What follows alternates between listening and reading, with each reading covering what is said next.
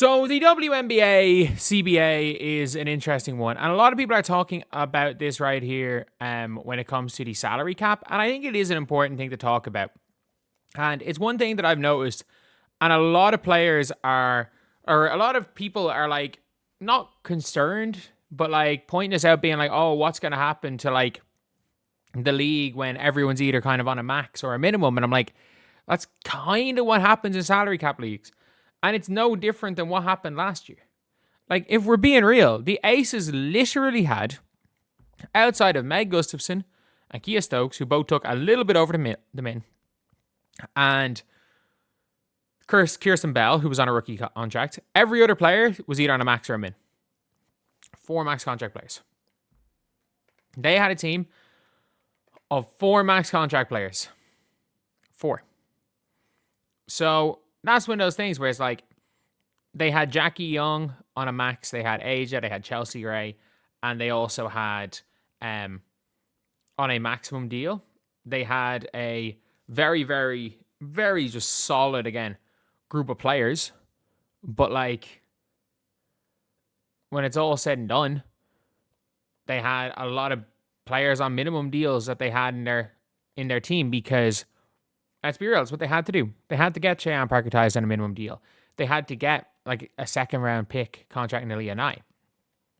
Like, when they traded for an Alyssa Smith, I think that kind of could have fucked them, salary wise.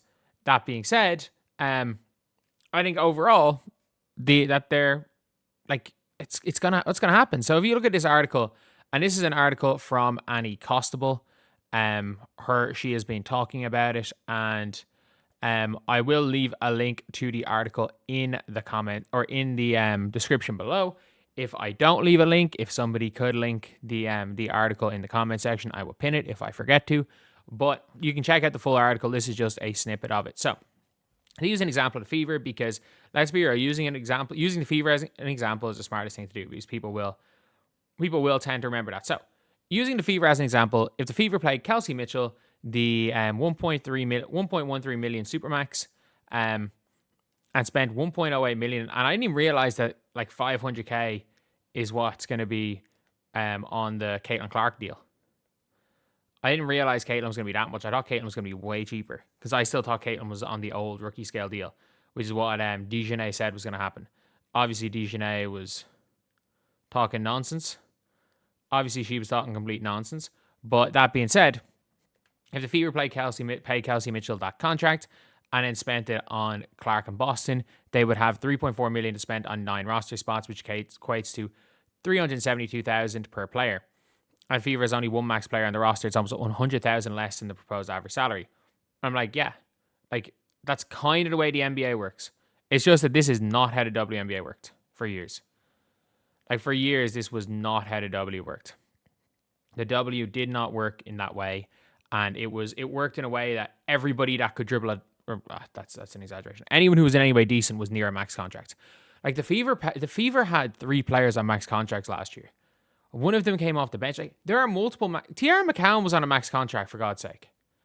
Like, the Wings had 3 max contract players last year, and they were Tiara McCowan. They cut. They had McCowan, they had Dejanay, and they had Maisha Hines-Allen. 0 of which were starting. There was a stage where none of their max contract players were starting. They had 3 max contract players all coming off the bench. Like, that is the way it was. And you're saying there it equates to 382,000. And I'm like, that's probably going to be about the average for the rest of the players. So you basically just taken out 3 players and said, like, oh, that's so these 3 players are making more than that, so then the average between the rest of them is going to be lower. It's like, yeah, that's what's going to happen. And the fact is, I don't think the Fever can afford to keep Kelsey Mitchell, Caitlin Clark, and Leah Boston in a couple of years. I don't think they can. I actually don't think they can. And I think the Fever, like, when it comes down to it, you got to hit on draft picks and you got to hit on overseas vets. Like, I think that's what it's going to really come down to, is that you got to hit on, for example, what the Mercury did, bringing over, seeing who was killing it in France. For me, it also means that it's more of a risk taking an international player. Like, the way the contracts work actually increases the risk of taking a a player like a Nell Angloma, taking a player like an Awafam. Because if you're saying, okay, yeah, it might take them 4 years, but we think in 5 to 6 years they're going to be even better than the players we take, then that's okay. But it's like you get 4 years of cost protection on on AZ Foot. So like I actually in this current with the way the CBA currently is, I really understand the AZ Foot over Awafam. And by the way, the number 1 pick will be wrapped up. The tournament means nothing because at the end of the day, AZ Foot's AZ Foot. You know what she's going to give you. You know she's going to be a good player. And you know UConn are probably going to win it. Like UConn possibly could win it without her. That's how good UConn are. And I said possibly because I'm not saying they could. They're definitely going to win without her. But I'm saying there's a weird chance they could win it. There's an off chance they could win it without her. That being said,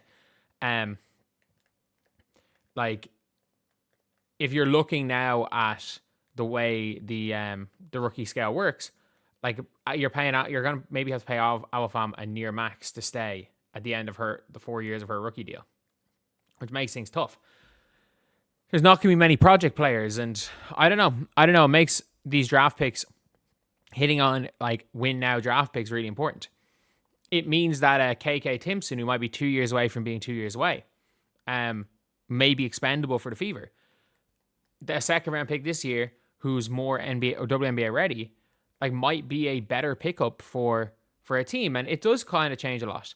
But like it's one of those things where it's like I don't think long term you could probably keep Caitlin, Kelsey, and Aaliyah, but it would involve the 3 of them taking slight pay cuts. Like it would involve instead of them taking the supermax of 1.13 million, the 3 of them taking 900K contracts, and I don't think Kelsey Mitchell will do that. I don't think Kelsey Mitchell will take, because I think Kelsey Mitchell could get a supermax elsewhere. And I don't see her leaving money on the table because I don't know how much the outside money is for Kelsey Mitchell. And like a lot of her talk in free agency is about feeling wanted and knowing her worth. And I think if the Fever ask her to take her pay cut, but based on what we've heard, that there's a chance she'll say no. And again, it's anyone's within their right to say no to a pay cut, by the way. Like people, if anyone wants to say that's a shot at Kelsey Mitchell, absolutely not. Anyone's well within their right to say no to a pay cut. Like in real life, how many of us would take a damn pay cut for a job? Not that it's low. It's low.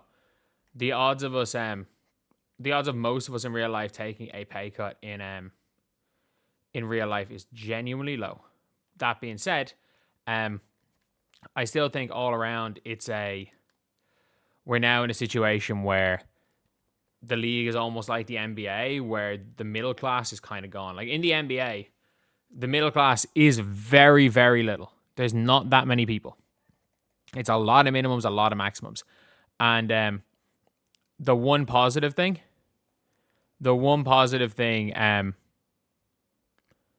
is about all of this is that like the minimum contract is still more than the maximum contract was before. Like if you're in the league for 10 years, and when it includes the revenue sharing extras, when it includes endorsements you get, if you are smart about your money and you've been in the league for 10 years, you are set for life. If you're smart about your money, if you're playing in an off-season league, if you're able to do anything with your brand, if you last 10 years in the league, you are coming out with minimum 4 to 5 million. And I mean it. 4 to 5 million is genuinely one of those things where I still think it's a very decent chunk of money and enough money that you're pretty sorted. You are pretty much sorted in if you're able to go and get that type of money. So look, it's one of those things where a lot of people are kind of in shock, being like, oh, look, these teams, the LA Sparks are not going to be able to give a max contract to a player averaging 11.5 points per game anymore. Or, oh my God, this player who averaged 9.7 points per game can't get a max contract anymore. Oh, teams can't give max contracts to near max contracts to Mercedes Russell averaging 1 point per game anymore. Like, yeah, the league was going to go that way. That's kind of the way it is. Like, the median contract is going to be a lot, just like the NBA, the median contract is going to be a lot closer to, is like, I would say in the NBA, the median contract is probably 10 million a year, even though the average contract is probably somewhere near 20. But that's the thing. That's the thing about this. And that's kind of the way these leagues tend to work.